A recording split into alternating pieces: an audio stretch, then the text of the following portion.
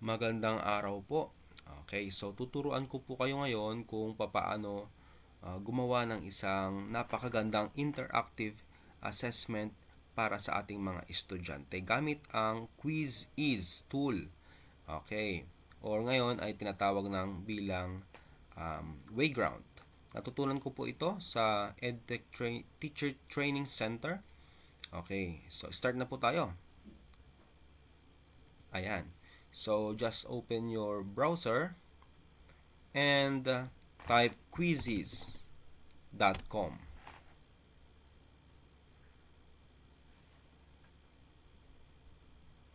Okay. Antayin lang po natin. Ayan. Nandito na po ang homepage ng Wayground or formerly known as Quiz-Is.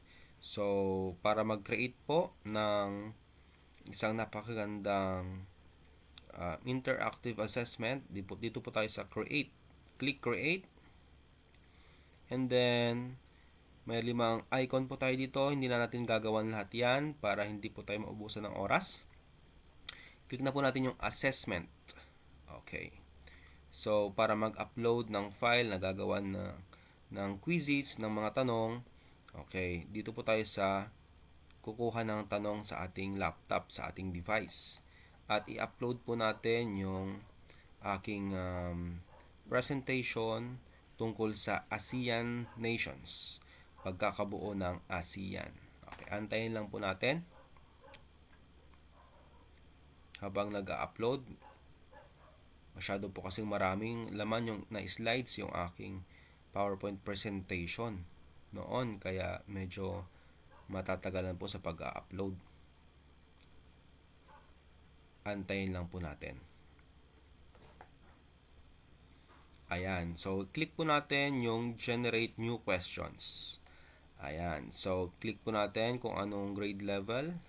Grade 7, Level 1, Multiple Choice ang ating pipiliin at number of questions, 10.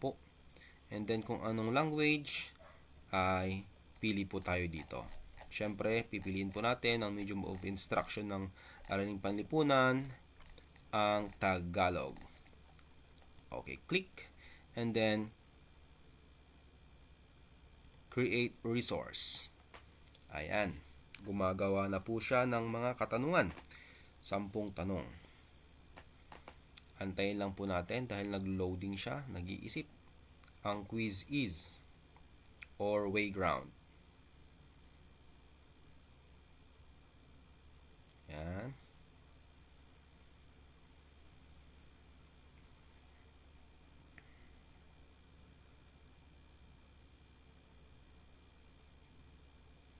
Worth it naman po yung pag-aantay kasi napakaganda ng output ng Quiz-Is or Wayground. So, be patient lang po. Ayan, okay. Malapit na. At ayun na nga po.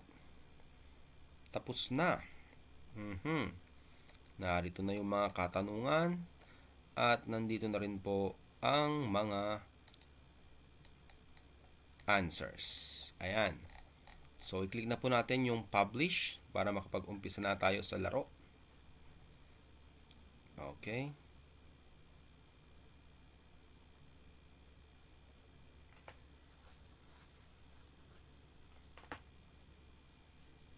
Okay, click na po natin yung start now. Select yung student pace kasi student yung sasagot dyan. Okay, dito tayo sa classic. Okay, start na po natin.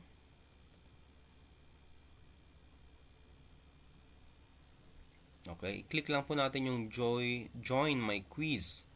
Ayan, or sa mga bata, i-type lang nila sa browser nila yan, and then encode nila yung code para maka-join sila sa ating laro. Okay. So, ayan. Nagre-ready na. Okay, yan po ang aking middle initials. Okay, start na po natin.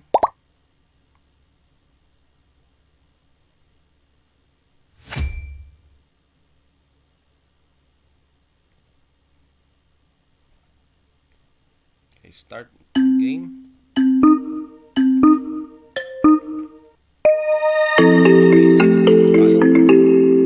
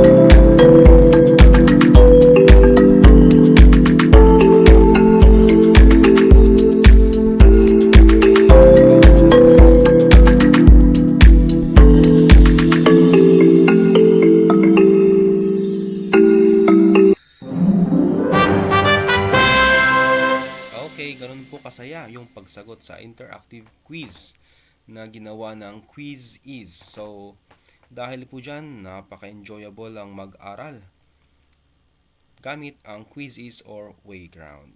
Okay, so nakita nyo naman po kung gaano ka-enjoyable. So, ganun din po mga bata. Mas mahihikayat silang mag-aral, pumasok sa school kapag ang kanilang mga quiz or assessments ay ginagamitan ng Quiz-Is or mga Wayground AI tools. So maraming salamat po sa pagtuturo ng EdTech Teacher Learning Center sa mga katulad kong guro kung paano ma-improve ang kanilang mga skills upang sa gayon ay makapagbigay ng quality education sa mga kabataang Pilipino. So maraming salamat po. Hanggang dito na lang ang aking video. Sana marami kayong natutunan sa paggawa ng interactive learning assessments.